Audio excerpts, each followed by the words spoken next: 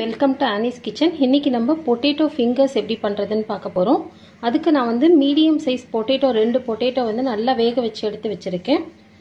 கொஞ்சமாக ஒரே ஒரு பச்சை மிளகாவும் கொஞ்சமாக கருவேப்பிலை, 1 ஸ்பூன் ரவை, 2 ஸ்பூன் அரிசி மாவு, 1 ஸ்பூன் கார்ன்ஃப்ளவர், 1/2 ஸ்பூன் வெறும் காரப்பொடி, தேவையான அளவுக்கு உப்பு. வாங்க எப்படி பண்ணுறதுன்னு பார்க்கலாம்.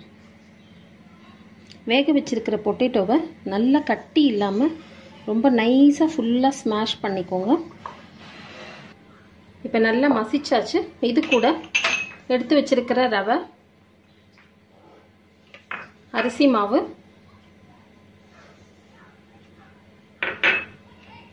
கார்ன்ஃப்ளவர் மாவு,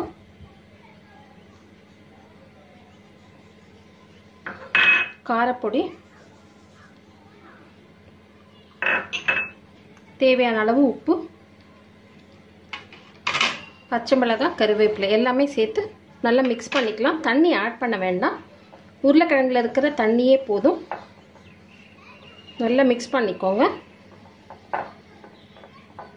இப்போ நல்லா மிக்ஸ் பண்ணிட்டோம். இப்போ இதை வந்து ஃபிங்கர்ஸ் மாதிரி திரட்டிக்கலாம். கையில் ஒரு ட்ராப் எண்ணெய் வச்சுட்டு இந்த அளவுக்கு மாவு எடுத்துக்கோங்க, அப்போ தான் கரெக்டாக இருக்கும். இதை மெதுவாக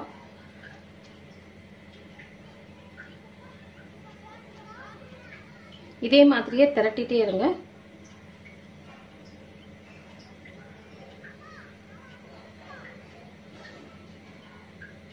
இந்த சைஸ்க்கு எல்லாத்தையுமே நம்ம பண்ணி ரெடி பண்ணி வச்சுக்கலாம்.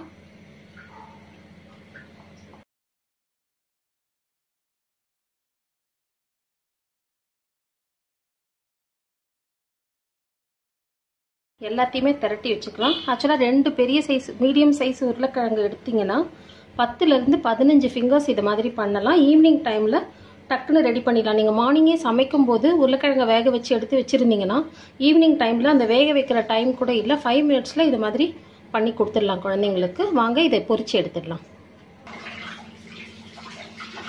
இப்போ ஒரு தவாவில் எண்ணெய் ஊற்றிட்டு நல்லா காயட்டும், எண்ணெய் காயட்டும்.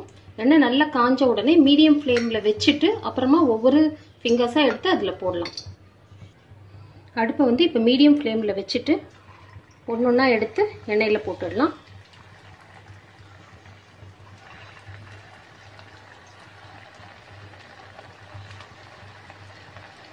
நல்லா வேகட்டும்.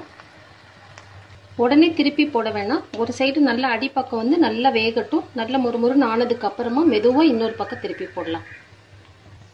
மெதுவாக ஒன்று ஒன்றா திருப்பி போடுங்க. மீடியம் ஃப்ளேம்லேயே இருக்கட்டும், அப்போ தான் ஈவனாக உள்ளேயும் வெளியிலையும் நல்லா வேகும்.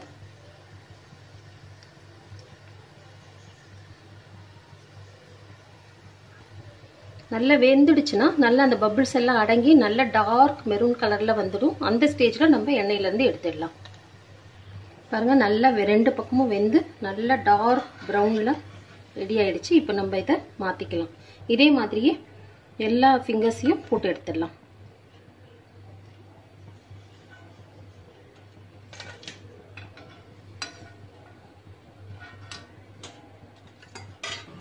அவ்வளோதாங்க, சூப்பரான பொட்டேட்டோ ஃபிங்கர்ஸ் ரெடி ஆகிடுச்சு.